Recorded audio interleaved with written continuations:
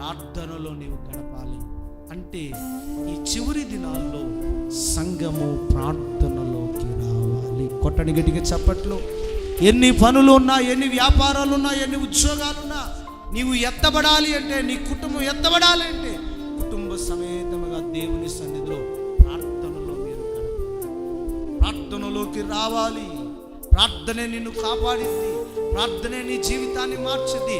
నువ్వు ప్రార్థన చేస్తా ఉంటే నీవు కంట్రోల్ అయిపోతావు. అదుపు తప్పవు.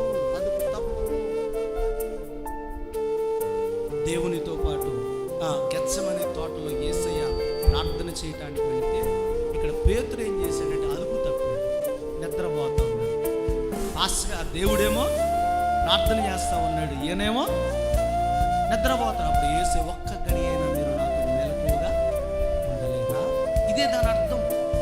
నేను అదుపు తప్పాను, కంట్రోల్ తప్పాను అని చెబుతున్నాడు పేతురు. అందుకని దానిని జ్ఞాపకం ఉంచుకొని పేతురు ఈ మాటలు సంఘానికి చెబుతాడు. నేను ఆయన చివరి